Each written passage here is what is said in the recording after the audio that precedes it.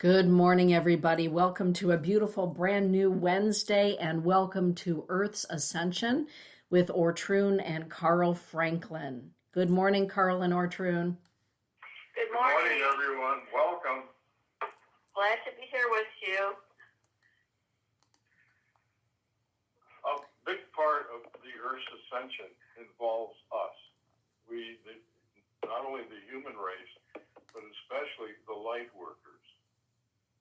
In order for the Earth to ascend, the consciousness of humanity must be ready for it, which means we have to raise the collective human consciousness in order for the planet to become a fourth, fifth dimensional planet. And what I would like to talk about this morning regarding Earth's ascension is the ascension of us. Of humanity, and particularly the light workers, because we're in the forefront. We're the ones doing the leading here. And I don't know of anyone, including myself, that has a complete understanding of what it means to be a divine being in a human body. And I do know that in order for us to ascend, we have to combine our divine with our physical, with our mental, with our emotional. We have to become a whole unit.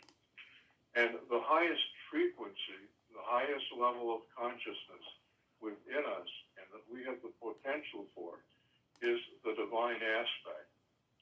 Now, we've always referred to this, I've always referred to that as our soul, but they've been giving me information particularly this morning, that says there's more to it than that. There are different kinds of energy that are in different frequency range that make us who we are. Our physical bodies, we know, are made out of the electromagnetic energy. And the whole, the world and actually the universe as we perceive it is made out of that electromagnetic energy.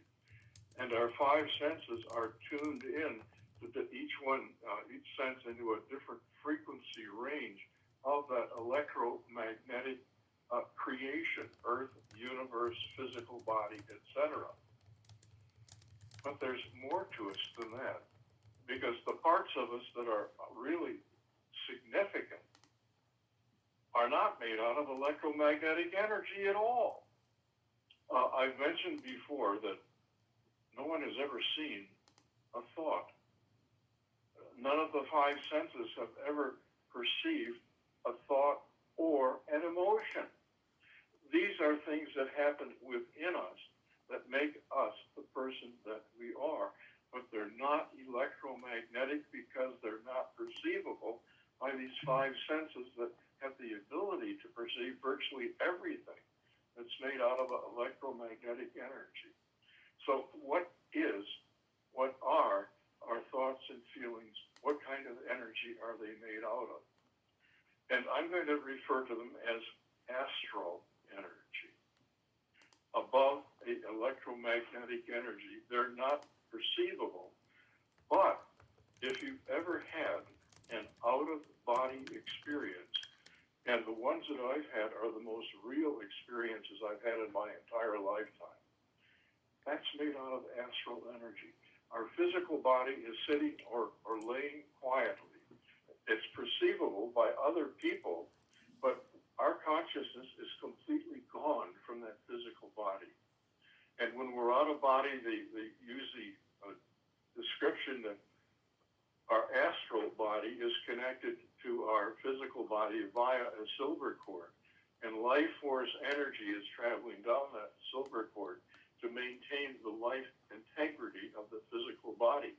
But our conscious mind, our emotional mind, we are elsewhere. It can be in space. It can be, in my cases, in inner Earth. It can be in the middle of a tornado or a hurricane. And we're experiencing, and we've got something to learn and something to do there usually. And when we die,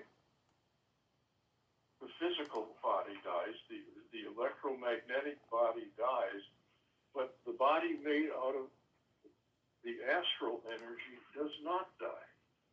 And the astral body has the ability to see, to hear in the physical realm. It also has the ability to think, to believe, to feel, etc.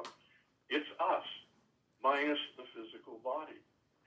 But then when we go to the tunnel of light in the death process, and if we choose not to go in, we continue to exist on the astral plane in our astral body, our mental and physical and soul bodies. But if we choose to go into that tunnel of light, I'm going to call it a miracle. When we go in far enough that we reach the level of our consciousness, that frequency in that tunnel of light, there is an event that takes place in a flash. And it literally is a flash of light. And what's happened there is our astral body has been united with our etheric body. Our etheric body is at a higher frequency than the astral, which is higher than the mechanical or the electromagnetic. Our etheric body is a part of our soul that does not come into physical embodiment with us, but rather it stays on the heavenly realm, and it contains all of the memory of our soul since its inception. It has all of the wisdom and the knowledge and the power and energy of this divine, the soul that came directly from the divine. And as our astral body merges with the etheric body, this flash of brilliant white light shoots up into the heavenly realm. And now, for the first time since we came into a physical body, we are our whole and total self. We are who it is we truly are. And to me, that's who we all are and who we all have. I shouldn't say that. In our physical body, that's who we have the potential of becoming, of merging with the divine aspect of ourselves. So we're combining the physical human, the astral being, which is the mind and the emotions, and now we're connecting with this higher aspect of ourselves. Can that be done while in physical form? And the question is, I'm not sure. But I believe that possibility exists, all right? And the only way we can do it and be aware of it is if we're working out of our subconscious mind and our conscious mind together in what we call meditation, or science calls the alpha state. Thank you. Okay, so as we spend more time in the alpha state, and we in our daily life, our daily routine, we're working more out of the conscious and the subconscious. That's step one. And as we grow in that, we're becoming more accustomed to combining higher elements, higher energies into our consciousness and expressing it through our physical body. Okay? So that is the process, if you will, that we're going to go through in our ascension, and that people are going through now, and have always gone through, who have ascended. And the more progress we make in this, the more we're going to influence others who like what they see to want to do the same thing. And you're going to become a teacher, just as I've become a teacher, Orkin and Dana. And as we can't give what we don't have, so as we gain this, we're helping to raise the frequency of Mother Earth.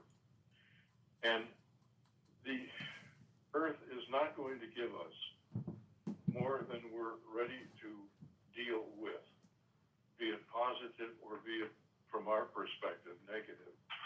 The Earth is going through multiple changes, and the rate of change is speeding up because our growth in merging with these higher energetic aspects of ourself is increasing. This allows the Earth to also speed up the rate of change. We are now attaining growth within ourselves and change within the planet at an ever increasing rate. It's up at least 300% to what it had been historically. And that's sometimes it's going so fast it's hard to keep up. It's hard to, but we are. And now let's turn it over to Ortrun and get her thoughts and her comments here. Well, one of the questions I have, Carl, is when you talk about historically, what does that mean to you when you say historically? That's what's happened historically. How back is that for you? Our history, our recorded history only goes back to about 10,000 years. Okay, and so when you're talking about these energies, or what is occurring here, so this 300% increase, you're talking about since the beginning of our recorded history, or what are you talking about when you make mention of that, as far as timeline? I'm going to say almost from about the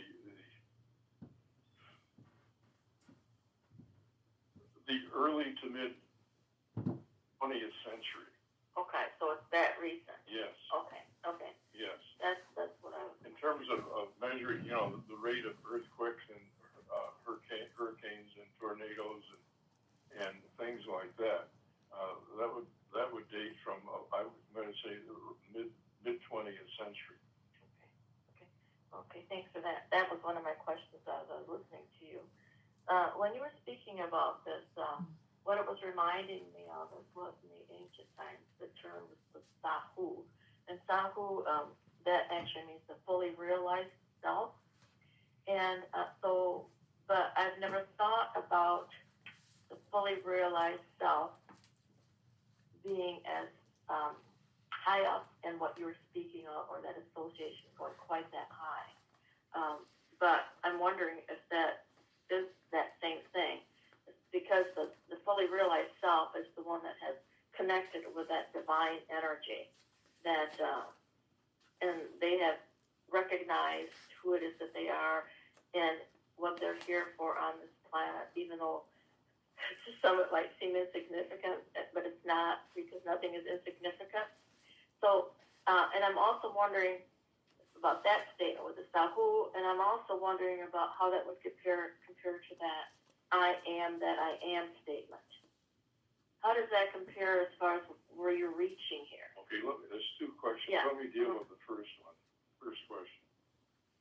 I think that there have been a few people in our recorded history that have reached that level that you're talking about, the Sahu. Sahu, fully realized self. Yeah, I think Buddha would be an example of that, and I think Jesus would be an example of that, and some of the other profound philosophical, spiritual leaders would be examples of that. And okay, now the second point was I am that I am. okay. The I am is the term used, that it's the name of, if you will, our soul as it functions at the seventh dimensional level of evolvement. Okay? There are light workers, in my experience, that are now beginning to communicate with and receive some minuscule energy from that seventh dimensional soul. Okay? They are on the process of achieving this full awareness of by full, I'm saying that's what we're capable of at this time in this place, okay? And that has only begun happening, in my experience, in the last 1 to 2 years. Okay, prior to that, I was didn't have any communication that I was aware of coming from that high of a level. And I feel that I'm still functioning largely out of a fourth dimensional soul who's in the process of becoming fully realized as a fifth dimensional soul. And the seventh dimensional soul is standing by, ready to assist when and how it feels that I'm ready for that. So that's again a part of our evolution, our growth, our becoming process. When you spoke about this very, very high level, is it possible to attain it? At this point in time, The etheric body. right, and as you said, combining this highest level you're speaking of with us here on this earth plane, is that even possible? I mean, you questioned that, and I'm wondering about that too. Okay, I feel like the information that I'm sharing today, a lot of that has come from my etheric soul who's functioning at that level. Mm-hmm. And in terms of dimensions, I can't tell you what level that is. I don't know what it is. Okay. But I think, if people have flashes of intuition or insight or just a sudden realization of a truth, that could well be coming from that etheric level of our being. And that sort of leads us into these God senses that you were speaking of, that you mentioned as far as giving in the talk, and also the five senses versus the God senses. They're all important, right? I mean, we need them all to get to that sense. We need the five senses to exist here on a physical earth. Mm-hmm. But most people, in my observation, are functioning only out of their five senses. And the conscious mind, which is only 12 to 15% of the mind, gets virtually all of its information from the five senses. So that's coming in at the third, fourth dimensional level, all right? And now this higher information that's coming from the astral level of our being, and now these peaks or spikes of insight coming from the etheric level, that's the God part of us. Okay, there are those other, types of senses, when we're shifting from the senses, as you're speaking of third, fourth dimension, and then when you're moving into that fifth dimension, that's precognition. That's part of it, yeah. Part of it, and also being what you might call psychic, that's more that part of it. And intuition is another part of it, right? So those are the different traits that someone would be carrying if they were moving more into that fifth dimensional level of awareness and consciousness. And I think that we both feel that the individuals that listen to this program are spending time in that fifth dimension, right? Yes. And what is the average of that right now? I have no idea. You have no idea what about the individuals you work with? Okay, well, I want to back up here a little bit. In order to be able to receive this higher energies and be in contact with these higher parts of ourselves, we need to balance our head and heart. Right. We need to clear and keep open our chakras and energy centers. And we need to monitor our mind and keep our mind and our emotions positive and focused on not everything that's wrong, but focused on creating what is needed to correct what's wrong and to create this fifth dimensional world that we're striving to bring into being. Okay, so that's kind of the foundation that we need to be working on within ourselves, and that's for all of us, all life workers. Okay? And as we do that, then we are preparing ourselves to increase the contact with our astral self and our etheric body self and our high fifth dimensional soul, okay, so that we can then do what Jesus did and said we can also do.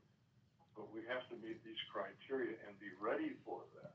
And that's the preparation that most of us aren't involved in right now. That's really a very individualized It is. path, because we really are on an individualized path, and we can experience different things, and we are here to share energy vibrations and frequencies that are different than one another, because we can't all be the same, because there are so many vibratory frequencies that are upon this planet, and they all need to be reached. And so the more that we can get involved in this movement of recognizing their true self, and that they are more than they seem, that they really start to realize more and more this fully realized self, this Sahu, the more they can take their role and spread it. Exactly. They're there to be the teachers. They're still learning. We're always learning. We never stop learning. But then they are also the ones that are radiating that divine light out into the world, and they are also then presenting it to the ones that are able to understand their way of presenting it. Because the way you present may not touch someone I can present for. Yes. So we all are this beautiful, beautiful, I'm going to say, the collage. I was going to a tapestry of light is what we are. And we're all here lifting up this planet Earth as we are going through our own particular ascension process, the path of higher ascension for each one of us. I'm wondering, are there any questions that people might have? I have a question, Carl. Yes, Dana. And it's a question that I've wanted to pose to both of you during your show for quite some time now. And that is, when we're talking about personal ascension, a lot of people are seeking to do that right now, but a lot of people are also taking shortcuts to get to a place of ascension or spiritual universal awareness. Would you talk for a moment about the importance of having a good foundation for your ascension?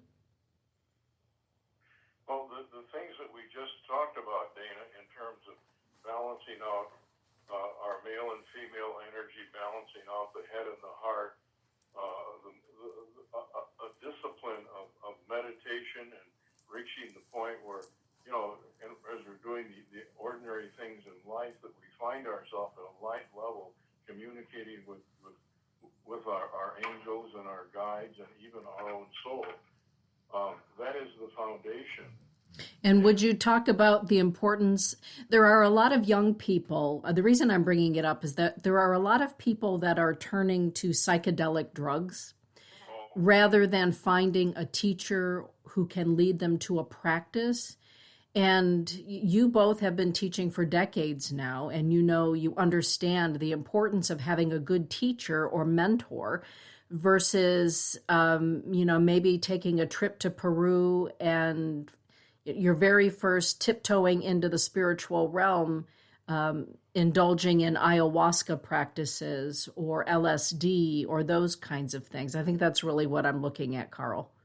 Okay. Right, and that's what I was going to focus on just a little bit, because what you're speaking of reminded me very much of, I'm going to say, the hippie times, where everyone was trying to reach Nirvana, and Nirvana is, first and foremost, is not reached by that alone. There's a very serious part of you that has to be involved in this. And I'm not saying these people aren't serious and that's not what they're trying for, but it's important for them, first and foremost, to recognize that they need to go within. And in order for them to go within, they need to start focusing somehow inward. The psychedelics and the mushrooms and so on, that will take them on a trip, but that is not connecting them with the divine essence of themselves. So it's important that they do find someone, a teacher, or a practice that will teach them how to go within and to start connecting with that divine I am that I mentioned earlier, so that they are receiving the information that is appropriate for them. And I also mentioned earlier that we all have different frequencies that we're working at. So it's important for every individual to always take everything within before they ever make a move on what they're going to do. And yes, it's important to find teachers that are ones that are basically teaching you how to do these things on your own. And as I mentioned, with the going within, and meditation is definitely the best way to accomplish that. And there are zillions of ways to meditate. But the outside instruments, I'm going to say at this point in time, those you really have to be extremely careful about, because you can be led down a criminal's lane with that, and it's not accomplishing what it is that the true person that is on the path, what their intentions are. So many are probably experimenting, and they're not. I'm wondering if they're even that interested in, that whole ascension path, which is more unique to each person, and again, going within to get there. Yeah, Dana, you brought up an interesting point here. If I were a Dark Lord, it would be to my advantage to provide some kind of experience for people where they could chemically reach a high level of what they feel is a spiritual level. But it doesn't change the person, because when they're not on the chemical, they are who they are. They're not the same as when they're on the chemical. All right, at some point we're all going to die, and where are you going to get the chemical from? On the other side. So it's a dead-end street. It's going down a false road, a road that isn't what you think it is. Well, when I was looking at the topic of your discussion today, and part of it is the God senses and the five senses, those five senses are very real. And I've met several people in the last probably 24 months whose five senses have been, well, at least one or two of their five senses have been permanently damaged by going the quick route with hallucinogens rather than finding an appropriate teacher, is what I'm saying. So in addressing that, having a mentor or a teacher, I feel is important. And I was wondering how you both felt about that, to keep ourselves healthy on the physical plane and the spiritual plane as we are ascending. I hope that makes sense. Dana, I don't think it's important. I think it's absolutely essential. I don't think, again, it's a false road. It's not leading them where they want to be.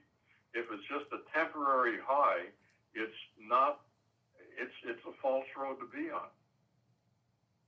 Now, Thank you, Carl. Yes, we can encourage individuals to find a good teacher, but again, it would be good if they had someone that they trusted that could assist them with a decision making, as far as if they're going to follow someone. We, over the years, we know many good teachers. We know many that are not as great. So if someone, it would be great if they would have someone that would let them know, or they would speak to, even to discuss, I'm going to say in a sense reputation-wise, because most of the time there's going to be something that is going to be said that will give you an idea of what this particular mentor is about. But again, even choosing a mentor, for me, it's really important to go with your inner guidance. Now, the inner guidance, it's that feeling inside that will let you know whether you are going the direction or not. Well, I'm going to do this. If you're not taking it within, you better be careful, because it may not be the right way. Mm-hmm. If you are going to choose something to do, take it within and really be sensitive to that inner part of yourself. How does it feel? Does it feel good? Does it feel very, like relaxing and like it's going to be beautiful and the experience that you desire? Or have you got a quirky feeling about it? It's important to start listening to that intuition, I'm going to say, in a sense, or that so that you can discern. The discerning is, I think, the biggest part of this whole walk on these paths that you're going to be choosing. So, but there's always that negative out there. So that's why it's so important to utilize the meditation and the focusing within and filling yourself with divine radiant light and love before you make any kind of a decision like that.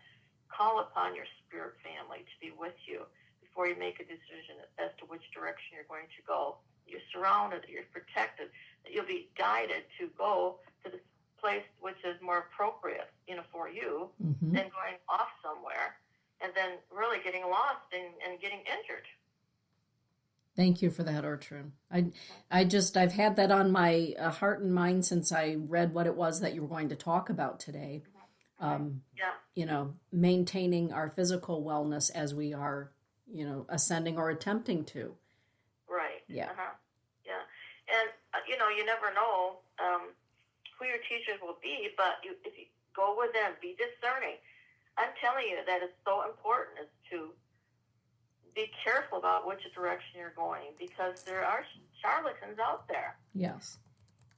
Well, also, be discerning even though you feel it's coming from a very authoritative, informed source. Yes. Please be discerning because they may be sharing information that you're not ready for, and so it's not going to resonate with you. Or they may be sharing information that it may be right for them, but really not right for you at your level of consciousness. So accept that feels right, and the rest you might want to just file away because you may grow into it, or you may grow to find that information was not right. Thank you for that. It really is something to mention because it certainly has happened all along over the many years that we've been in this whole field. We've seen people really end up having lots of problems and not being able to function and things of that sort because they have chosen things they just weren't ready for. And so, again, you have to go within and feel aligned with it. It has to feel peaceful inside, I'm going to say, when you choose something. Yes, this is the appropriate thing for me to do. There's like this knowing. If you're choosing the right thing, there's an inner knowing. It's like, okay, I have to do this. And there's like a rod of steel that it's coming from. Yeah. This is right for me. Then go with it. But if you're feeling any kind of quirkiness inside, no, don't do it because that isn't appropriate for you, or it's not appropriate for you at that time. Maybe when you're more aware, maybe it will be something that you might be guided to again. But be very, very careful because we have had people that have come to us that have had all kinds of difficulties. Like for instance, even something that sounds like so minor and minute and sounds really great. It's like this one individual coming to us, and he was sitting in a pyramid, one that was, and we knew where it was. We knew where it was located, so on locally here in Michigan, and they asked for enlightenment, and this is how innocent it is, but it's not really innocent if you get bombarded with something because you're given something if you don't have yourself aligned, and then this person couldn't function. He couldn't go to work anymore. And he finally came and saw us. And this particular situation wasn't even necessarily so negative, but he was asking for way too much. And he was bombarded with it because he wasn't protected. He didn't utilize his guides to be around him to protect him, to have his I am monitor what was coming to him. So he was bombarded with so much energy, he couldn't function. It was stuck. It was stuck in his head, and his head was pounding. And like I said, he couldn't even work. And we were able to assist him with that, thank God. And we started moving that energy out of where it was stuck in his head and moved it on down. We were able to move it on through his chakras and eventually have it grounded into the earth. And then he was able to go out and work again. But when I remember it coming to his throat chakra, and he couldn't even speak because it was so strong. It's really important to take care of yourself, make sure that you have your guides, your masters around you, and that you ask that which is of the highest good, that I be led to that, and that be given to me. Beautiful. Thank you for that. I think that's incredibly valuable for all of us to hear and be reminded of. Yes, it is. So, yeah. Anybody else have any thoughts or any questions? No, I think that's it. Everybody has really been just intent on listening and learning this morning. Oh, good. I'm glad to hear that. But I don't even know what time or anything it is. I have no clock in front of me today, so here I am, free and easy. But anyhow, Carl, towards the end of this show, is there anything that has come in more recently as far as on the outer Earth here, really right on our Earth plane? Is there anything that's been going on? We're getting ever closer to some major tectonic plates shifting, and the United States will be affected with, it looks like earthquakes coming up the Mississippi and then it's going to cut through the southeast and move up the east coast also. And there will be an offshoot that will be coming up through Chicago and going over towards Detroit. So the lower part of Michigan could be or would be impacted by that. That's all. And what are you saying when you say that, and what kind of a time frame is it? That's the prediction. The time frame is not known, right, because the time frame is determined by the collective consciousness of humanity. That is not predictable because it's subject to the free will of all of the people on the planet. All right. So all I can say is that there more is being written about that now from the channel level. So they feel on that level too that apparently we must be getting closer to it. But yet on the other hand, if we send divine energies to it so that things occur on our planet that be it the easiest way possible for all of us to go through this, it's a good thing to send it out, and that can also just deter things occurring in a way that maybe they would have, and be brought up into a different level. And that's why it's so important for all of us to always, see our divine planet filled with light, love, and all the ones that are upon it, so that we can keep our energy of the planet moving up better, higher and higher. There was one channeling that resonated with me, and it said the pandemic that we're hopefully coming out of now was kind of a prelude, helping people, encouraging, in some cases forcing people to look out for one another. Okay, so it was kind of preparing us for the challenges that are lying ahead here. Okay. Anything else, Carl? No. Okay. Anything else from the audience? No, just great big thank yous. Okay. Well, thank you, Dana, and thank you everyone for listening, and please stay tuned in to your higher self. Please meditate, and please stay positive and send love and peace and joy to everyone everywhere, all right? And give up all judgment. Right. And recognize that where you are at is the appropriate place for at this time. For you to learn what you're to learn. Yes. But also with those things, because we're always learning.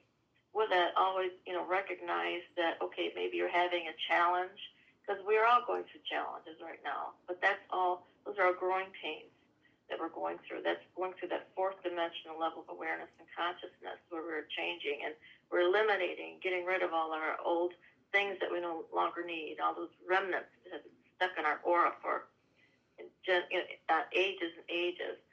So realize that you're going through that. So know that you are guided, protected. Remember, wrap yourself with those divine angels and the ones that are there with you every day, and that will make your walk through these particular challenges easier. And it also helps not just you, but it helps the planet clear of those energies. Ask for the help that you need, and you're never alone. Help is always there for the asking, and be open to receive. Yes. And I think we're way over time. So. Thank you both. Well, thank you, and we will be looking forward to seeing all of you again next month. And have a good month. Yeah. Thank Blessings you. to you.